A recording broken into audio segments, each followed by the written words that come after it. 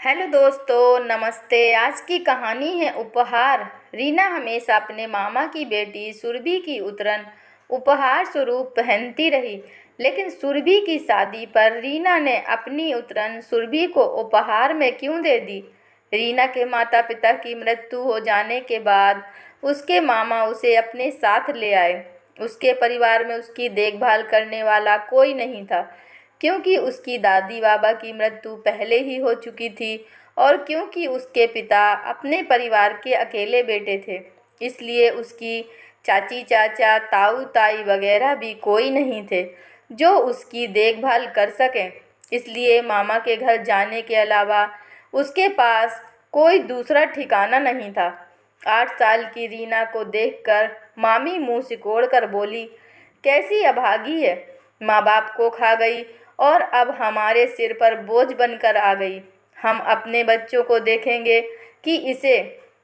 रीना, जो यह भी नहीं जानती थी कि अभागी क्या होता है, मामी के मुंह से ऐसी फटकार सुनकर घबरा गई। यही मामी मम्मी पापा के सामने कितना प्यार दिखाती थी। मामा मामी के एक बेटा और एक बेटी थे। बेटी 5 साल की थी और बेटा 2 साल का था। मामी के ना चाहते हुए भी रीना मामा जी के दबाव के कारण उस घर में रह रही थी। धीरे धीरे मामी ने रीना से घरेलू काम करवाना प्रारंभ किया। समय आदमी को सब कुछ सिखा देता है। रीना समय से पहले समझदार हो गई। वह धीरे धीरे घर के सभी काम सीख गई और मामी के अधिकतर काम वह कर देती। उनकी अपनी बेटी सुरभि तो नाजों पली थी। वह उनकी प्यारी दुलारी थी। मामी उसे कुछ भी न कहती और सारा काम रीना से करवाती। रीना को घर में पढ़ाई का बहुत कम समय मिलता था। वह तो मामा जी के कारण उसके स्कूल और कॉलेज की पढ़ाई चल रही थी, वरना मामी तो उसे पढ़ाने के पक्ष में बिल्कुल भी नहीं थी। मामा जी के आगे उनकी एक नहीं चली। रीना को कभी नए कपड़े पहनने को नहीं मिलते थे। वह हमेशा सुरभि के उतरे हुए कपड़े ही पहनती थी। सुरभि भरे पूरे शरीर की थी। रीना को कभी भी ठीक से खाना नहीं मिलता था, इसीलिए वह दुबली पतली थी। रीना शांत और गंभीर थी, जबकि सुरभि बहुत जिद्दी थी। उसे अपनी पसंद की हर वस्तु मांग करते ही मिल जाती थी। कभी कभी तो मांगने की भी आवश्यकता न होती थी। वहीं रीना को स्कूल की कॉपी किताबों के लिए परेशान होना पड़ता था। मामा जी उसकी आवश्यकता की वस्तु ला तो देते थे, लेकिन उसके बाद मामी और मामा में बहुत अधिक लड़ाई होती थी। इसीलिए रीना का प्रयास होता था कि वह मामा जी से किसी चीज़ के लिए ना कहे। रीना पढ़ने में होशियार थी, इसीलिए उसे हर क्लास में स्कॉलरशिप मिल जाती थी। इसलिए मामी उसकी पढ़ाई पर रोक नहीं लगा पा रही थी। वह बीए में पढ़ रही थी। तब उससे सनी बहुत प्रभावित था, क्योंकि वह उसी की कॉलोनी में रहता था। इसीलिए वह उसके परिवार से भी अच्छी तरह परिचित था। वह रीना की पढ़ाई में भी मदद करता था। धीरे धीरे उनका आपस का सामान्य सा संबंध प्यार में बदल गया। एक दिन सनी ने प्रेम प्रकट कर भी दिया और कहा, मेरा लक्ष्य अच्छी जॉब करना है, मैं उसकी तैयारी भी कर रहा हूँ। तुम तब तक मेरी प्रतीक्षा करना, किसी और से शादी मत कर लेना, मैं तुमसे ही शादी करूँगा। दोनों ने अपने प्रेम की पवित्रता को बनाए रखा। उन दोनों का प्रेम आत्मिक था। रीना और सनी दोनों अपनी अपनी स्टडी में व्यस्त हो गए। दोनों खुशी से हाथों में हाथ डाल सपने संजो रहे थे। उन्हें पता नहीं था भविष्य में क्या होना है। उनके प्रेम के विषय में सुरभि सब कुछ जानती थी। उसने एक दो बार कॉलेज में रीना को सनी के साथ अकेले बैठे बात करते देखा था। आखिर एक दिन सुरभि ने रीना से उन दोनों के आपसी प्रेम की बात स्वीकार करवा ही ली। पहले तो उसने रीना का बहुत मजाक उड़ाया, क्या दीदी, तुम्हें पूरी दुनिया में सिर्फ वही मिला था? अरे उसने कर्जा ले लिया हुआ है महाजन से, उसके पिता भी नहीं हैं, उसकी बड़ी बहन भी है। रुपयों की कमी से उसकी शादी नहीं हुई है अभी तक। तुम जिंदगी भर कमा कर उसके घर वालों का पेट भरती रहना।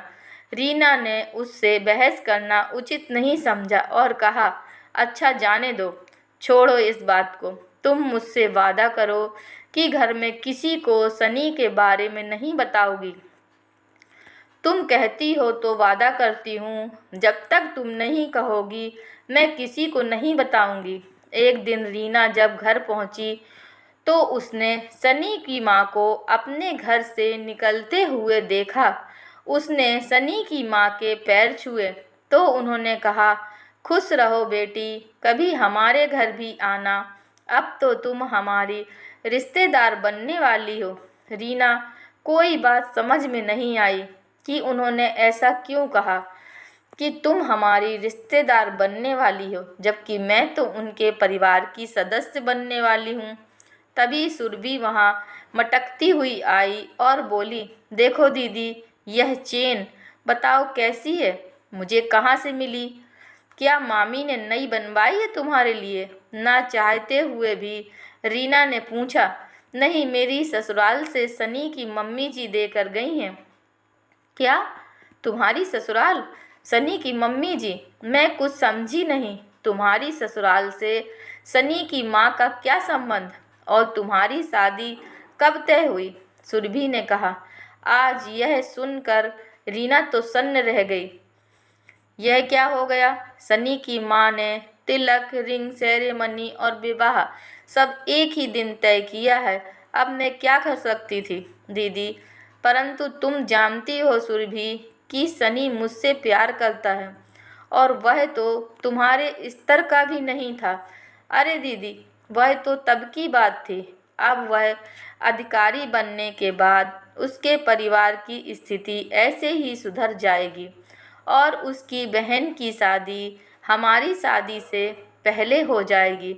मामी और सुरभि की बात तो रीना की समझ सकती थी। वे सिर्फ अपने लिए ही सोचती थी। परंतु मामा जी ने ऐसा कैसे किया?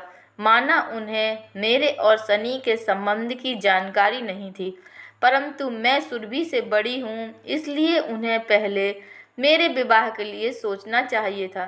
तभी मामी ने उसे खाने के लिए बुलाया। रीना ने खामोशी से सिर उठाकर मामी और मामा की ओर देखा। मामा की नज़रें झुकी हुई थीं। हम तो चाहते थे पहले तेरी डोली उठती यहाँ से, परंतु तेरी स्टडी चल रही है, इसलिए हमने पहले सुरभि का विवाह तय कर दिया। अपने दिल पर पत्थर रखकर उसने सुरभि को शुभकामनाएं दी।